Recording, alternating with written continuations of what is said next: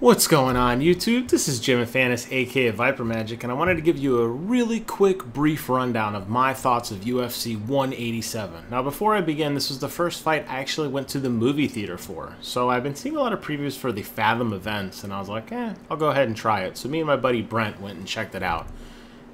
Here in downtown Orlando, it was $20 a ticket. I think it varies by location, though I'm not entirely sure. And there was a $4 Fandango fee on top of it, so I guess technically it was 24 bucks a ticket. We went in the movie theater. They dimmed the lights just like a normal movie theater. It still had the good sound just like a normal movie theater. But the one in Orlando was really dead. I went over to Waterford Lakes, which is over on the east side of town, and there was only about 10 people at most. So I hope they continue doing it because I'm definitely a fan, and it definitely beats going to some of the more rowdy, crowded bars.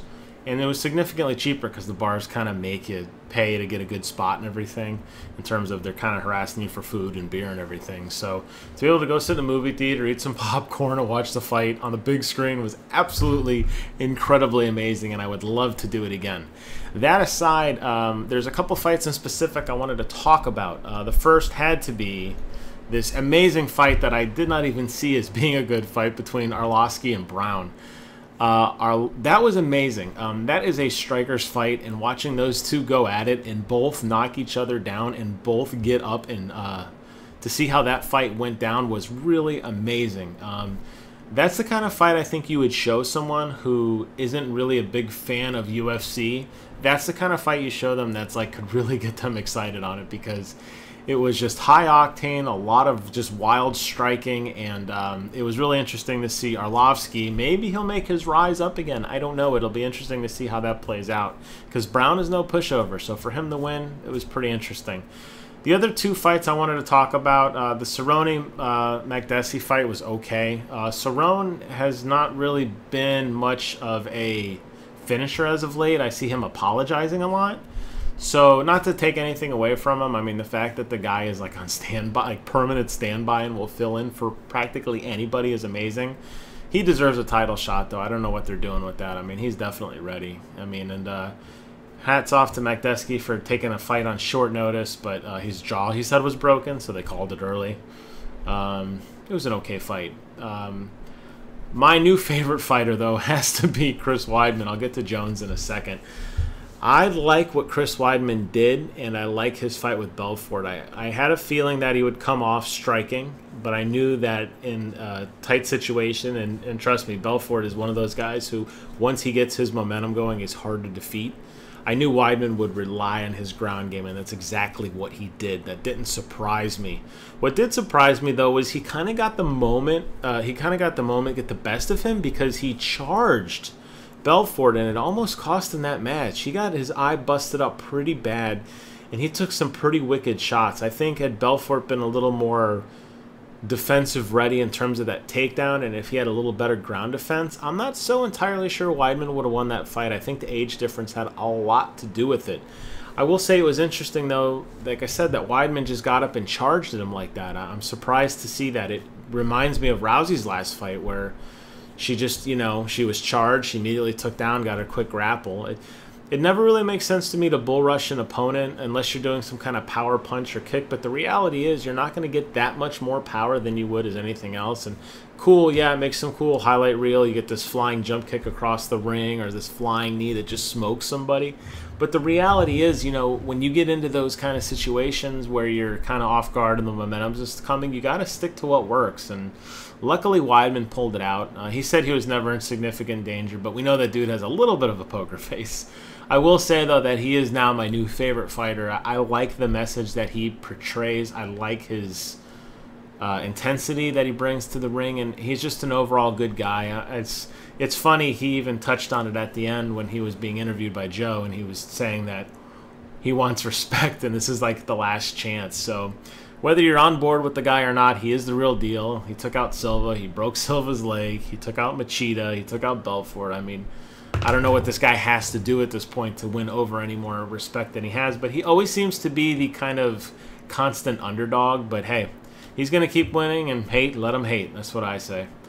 The one fight I really wanted to talk about, though, obviously was the headline event, which should have been Johnny Bones versus Rumble Johnson, but because Johnny Bones blew it, Daniel Cormier was actually called up to fill in the spot. Now, I am a huge Jon Jones fan, and I'm really disappointed with the way he's been acting personally, and that cost him his belt. And all I could think when I was watching that fight, and I did want Johnson to win. I really did want Johnson to win, because DC had his chance, and he got made a fool of him by Johnny Bones. What I really wanted to see, though, was all I could think in that fight was, that's Jones's belt. That's all I could keep thinking. And then at the end, when Daniel Cormier got it, and it was classy for Rumble to put it on him and give him, praise and everything. And I think that shows some of the class between these two fighters and the mutual respect for each other in the sport. But all I could think is that's Jones's belt. And the fight itself was pretty good. It went a little differently than I thought. I knew Rumble didn't have a strong ground game, and I knew that he was going to come out fast and loose, and he did. And that first hit really rocked DC, and I thought it was going to be a quick knockout, but I knew if that fight went more than a round, I knew Rumble would gas himself, and I knew DC would rely on his ground game, and that's exactly what he did. And Johnson looked like a fish out of water in a lot of those holds. He didn't really seem to know where he was going. At the end of the second round, I believe, he sat up after the round was over and DC stood up. Johnson was laying there for a minute, and he was just looking like he was in outer space, and I honestly thought they were going to call the fight, because he just got up so slowly, and even his refs, or the coach was like, come on, get up, get up, get up. The medical examiner was really paying close attention to Rumble, and then it didn't really matter much after that, because in the third round, Cormier just took him out with his ground game and just got him in a rear naked. But I got to say, though, that Rumble, you got to work on that ground game, buddy. I mean, I want to see you do well. You're an amazing striker, but you need to kind of round out your game. And it seems like the fighters who do one thing exceptionally well will always get burned, by a counter. And I think that's what made Johnny Bones so amazing, was that he was such a dynamic player. And Ronda Rousey's the same way too. I mean, she can strike, she can play the ground game if she has to. Obviously, the ground game is where she makes her money at, but the truth is she could stand there and bang with people. So is DC going to be a good champion? I don't know. I hope so. It'll be interesting to see who fights him next. It'll be interesting to see what fighting style he goes up against. But I will say that I don't have a ton of respect for the guy, because he got his ass beat like a drum. And again, it is Jones's belt, but I understand that the show must go on. But I will give props to DC by coming out, and his post-game speech was... he basically said, hey, Joe, I want to apologize to you and the 16,000 fans watching, but Jones, get your shit together, and I'm waiting. And that was a really cool moment. So, I mean, he's acknowledging it, and I'm glad that they're not ignoring the elephant in the room. And I would love to see Jones rise up from this incident, however it happens, if he's got to serve time, or if he can get out on probation, or whatever the hell they do. I don't know, but... Cormier's going to have to do a little bit to win me over, because he really did look humiliated. And it is weird to think that in an alternate reality, Jones is still the champion, because he knocked Cormier out and he knocked Rumble out. But we'll see what happens. But anyways, all in all, it was an amazing card. Again, watching it at the movie theater, I think, made a huge difference for me personally. And I'm curious to see if they continue to do these at the arena. I'm really looking forward to some of the fights coming down the pike. They did a lot of hyping for Conor McGregor and Jose Aldo, which is probably the next one I see at the theater. Although I am sort of a Cain Velasquez fan, I don't see that fight being as exciting as the UFC is building it up. And if you look at the undercard on that fight, to me it's not that great. But I know the Conor McGregor and Aldo fight is going to be one that everybody's going to be looking forward to. So we'll see how that plays out.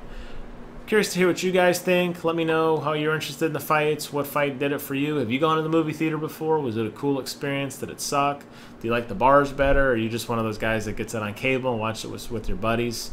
I might have got it on cable, but I cut the cord a while ago. So unfortunately, Hulu does not have does not give me the opportunity to purchase fights. But I might have done it for this one, because it was a pretty loaded card and it delivered on all cylinders. I'm gonna shut up now. So just comment, rate, subscribe. Let me know what you all think. And until next time, I will see you guys on the other side.